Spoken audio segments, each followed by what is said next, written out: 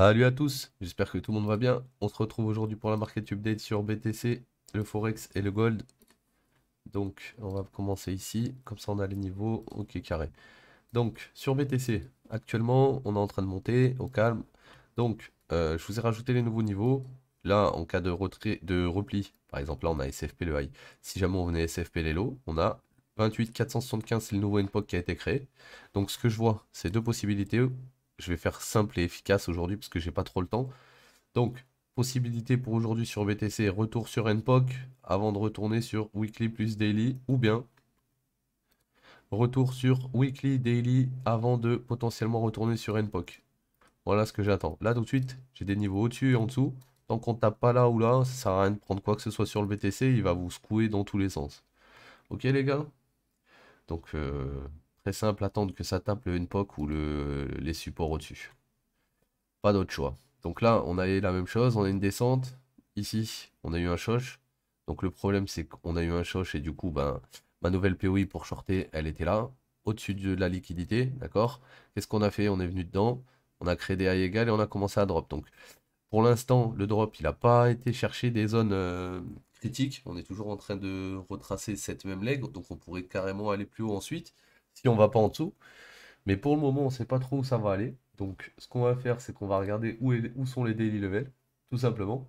Donc là, on a deux possibilités aujourd'hui sur lui. On a un daily level aux alentours de 1,11 et un daily level aux alentours des 1,09, quasiment 1,10. Ok? Donc, potentiellement, on peut faire soit on remonte un petit peu ici avant de descendre ici, soit on descend ici avant de remonter là. Dans tous les cas, ces niveaux, il faudra les toucher. Ok les gars? Si on regarde la market structure, on a un mouvement qui monte. Le dernier mouvement qui monte, il est là avec le plus haut. Et là, on a des clôtures en dessous. Donc ce niveau-là, avec on reprend cette liquidité, on revient là-dedans, on pourrait retourner plus bas ensuite. D'accord? Donc il y a de la liquidité à prendre encore juste ici là pour aller taper le daily avant de redescendre plus bas, je pense. Comme ça, on prendrait cette liquidité aussi. Là, il n'y aurait plus de liquidité sur cette montée. Le fait de remonter sur le daily, il n'y aurait plus de liquidité sur la descente. Donc on laverait tout le monde. On va aller voir le GBP. GBP qui, lui, pour le moment, il est différent hein, de l'euro. Il est un peu plus engagé. Là, on a un boss, potentiellement, hein, par rapport à ce qui s'est passé ici et tout. Donc là, on a un boss ici. Donc du coup, on a une nouvelle POI qui pourrait être ici, dans cette zone. Et on aura notre top quand on prendra l'Indusman. Donc pour le moment, on n'a pas de top. Ok?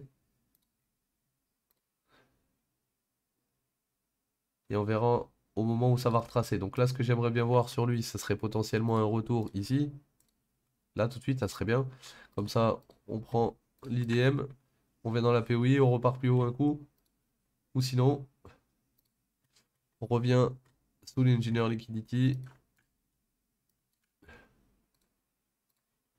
et on revient dans cette POI potentiellement. Ok? Donc là, il y a deux POI possibles pour jouer long sous l'IDM, sous l'Engineer. À vous de voir laquelle des deux va tenir. Et on va finir par le gold. Donc le gold, il est toujours haussier. Il a boss ici. On est sur cette leg qui monte. L'Inducement, ouais, il est toujours au même endroit. Il n'a pas bougé puisque notre leg, elle est là. Peut-être qu'il pourrait être ici. En fait, l'Inducement, j'ai peut-être fait le con. Il est peut-être juste ici, là. Et la POI, elle est peut-être juste en dessous, du coup, ici. C'est possible. Donc dans tous les cas, là, vous êtes sur une leg qui, pour le moment, n'arrive pas à péter vers le haut. Donc si jamais on venait à faire une ABC vers le bas, voilà. Les 100%, les 123. C'est la zone pour essayer de le long, ça. D'accord? On peut très bien les taper les 168, mais dans le cas où on viendrait juste au 523, tu sais à quoi t'attendre, tu sais où est ta POI, tu sais ce que tu as dans la zone.